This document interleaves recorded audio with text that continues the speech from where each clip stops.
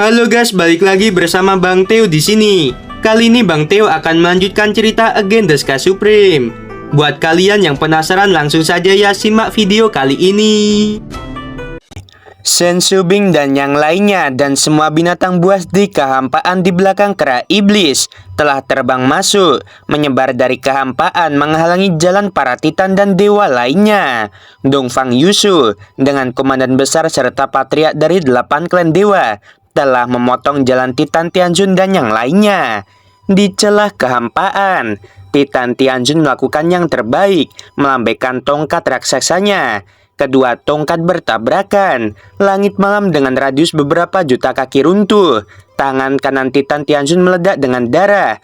Tubuhnya terguncang dan terbang terbalik. Dengan suara yang berat, tubuh kera iblis berbalik dan menginjak dada Titan Tianjun. Tubuh Titan Tianjun seperti meteorit, menghantam tanah dengan keras. Titan Tianjun memuntahkan seteguk darah dan berdiri dengan tongkat raksasa. Sepasang mata menunjukkan ketakutan yang mendalam. Dia menatap Sen Subing di langit malam, tiba-tiba berlutut di tanah dan berkata, "Nona Supreme, bawahan ini salah. Aku memohon untuk mengampuni bawahan. Kami pasti akan setia kepada Tuan Homing Supreme di masa depan." Pada saat ini, semua orang tahu bahwa semua perlawanan adalah sia-sia. Seperti kata pepatah, semakin tua semakin mereka tidak ingin mati. Dan monster tua yang telah hidup selama ribuan tahun bahkan tidak ingin mati. Seperti kata pepatah, lebih baik mati daripada hidup, dan kalimat ini lebih cocok untuk mereka. Pada saat yang sama, dengan tingkat kekuatan mereka tidak pernah berpikir bahwa mereka akan mati suatu hari nanti. Menghadapi permohonan Titan Tianjun dan yang lainnya, Sen Subing gemetar karena marah dan menegur, "Aku tahu setengah dari kalian. Dulu, suamiku tidak jahat pada kalian. Tapi bagaimana dengan kalian? Kalian mengkhianatinya, melakukan pembantaian kejam terhadap 12 dewa besar di bawah perintah suamiku. Apakah kalian masih tahu cara menulis kata malu?" Setelah mengatakan ini, Sen Subing berkata dengan dingin, "Kalian semua tidak hanya akan mati hari ini, tetapi di masa depan suamiku juga akan menghukum keluarga kalian. Semuanya cepat habisi." Dengan perintah Sen Subing, segera Xiao Longse, Dongfang Yushu, Toba Yingying, dan yang lainnya menyerang kelompok Titan Tianjun. Titan Tianjun meraung seperti binatang buas. "Semuanya, kita bertarung dengan mereka." Titan Tianjun dan yang lainnya naik ke udara dan memulai pertempuran. Beberapa saat kemudian, hanya Titan Tianjun yang masih bertarung dalam pertempuran berdarah. Pada saat ini, Titan Tianjun yang terluka parah melihat sekeliling pada semua orang yang mengelilingi dirinya di tengah dan memelototi kera iblis. "Tianjun ini ingin mengirim pertempuran yang menentukan untukmu." Sebelum kera iblis dapat berbicara, Raja Beruang Naga memegang sepasang palu raksasa dan berkata dengan tatapan ganas, "Jangan berjanji padanya, bos kera iblis. Aku sudah cukup untuk menghadapinya." Raja Beruang Naga mengaitkan palu raksasanya, menukik ke bawah dan meledakkan ke arah Titan Tianjun.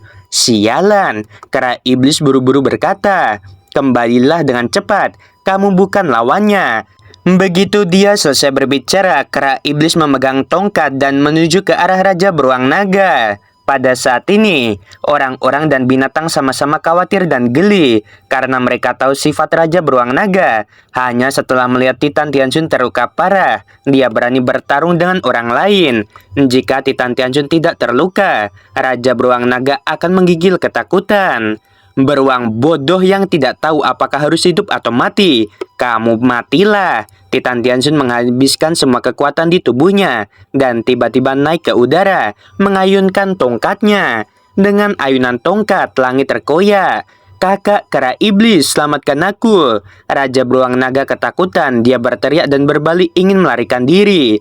Kera iblis menundukkan kepalanya, menendang kakinya, dan ketika kekosongan itu runtuh, dia muncul di belakang Titan Tianjun.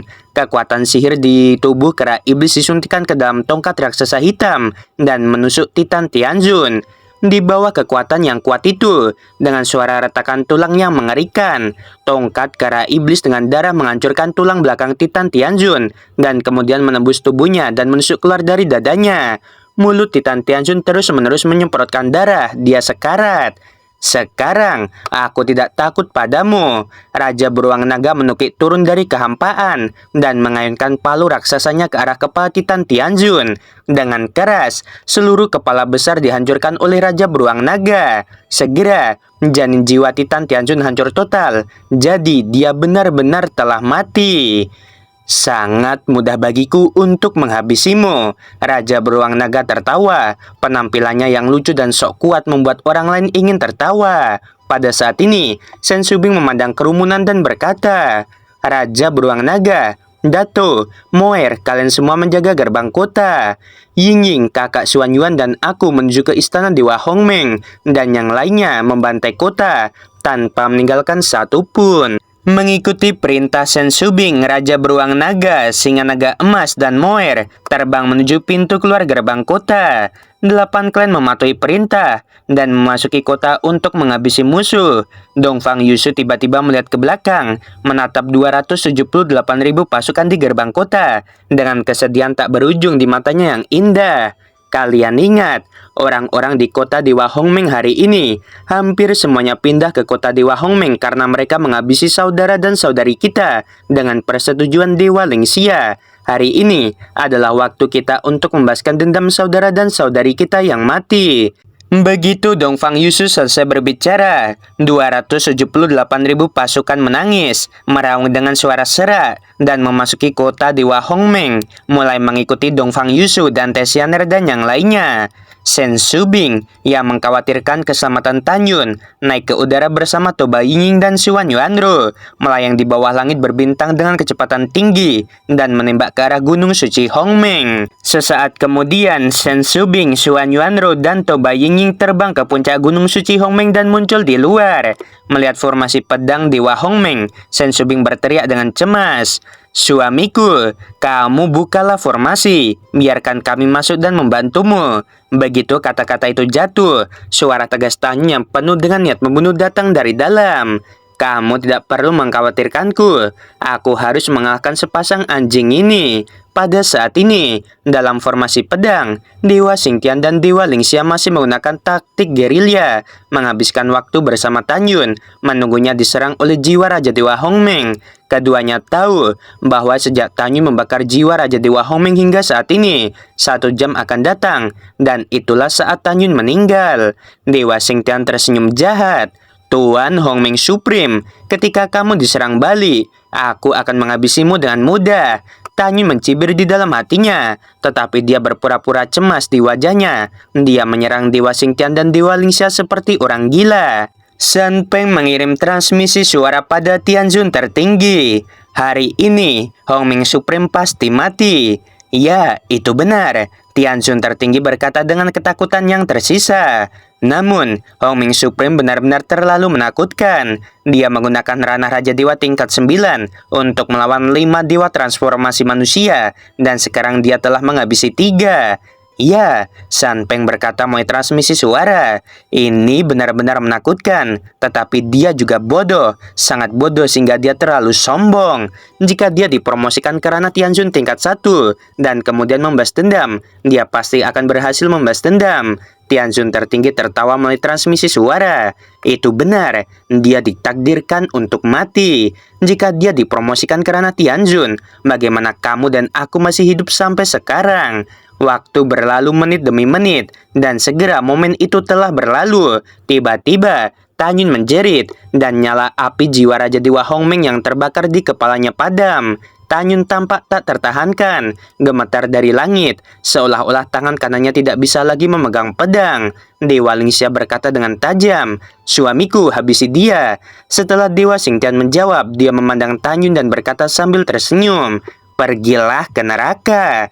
Langit runtuh satu demi satu, dan kecepatan Dewa Xingtian meningkat tajam, memunculkan cahaya pedang kacau yang panjangnya 100.000 kaki, dan menebas ke arah Tanyun. Segera, cahaya pedang yang kacau menebas kepala Tanyun, tetapi kepala itu tidak hancur sepenuhnya di bawah perlindungan baju besi Dewa Abadi kuno. Suamiku, dia pasti akan melakukan pembalikan waktu pada saat ini. Ketika Lingxia memberi transmisi suara, seperti yang dia katakan, Tanyun melakukan pembalikan waktu. Adegan di mana kepala Tanyun hancur barusan tampaknya terbalik. Pada saat ini, Dewa Lingxia dan Dewa Xingtian tidak menyadari bahwa seberkas cahaya tipis keluar dari kantong obat mujarab dan ditelan oleh Tanyun.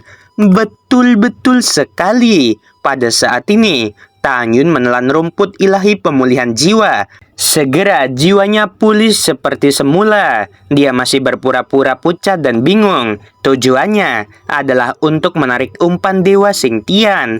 Dewa Xingtian mengambil umpan. Dia memegang pedang dan menari sangat cepat di kehampaan. Segera, sepertinya ada puluhan ribu Dewa Xingtian di kekosongan Hongmeng memegang pedang dan menyerang Tanyun dengan kecepatan tinggi.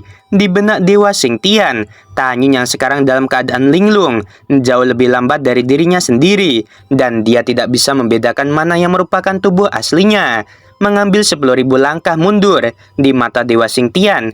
Bahkan jika Tanyun bisa menemukan tubuh aslinya, dia tidak akan bisa menghindar tepat waktu. Hanya ada satu konsekuensi, dan itu adalah kematian.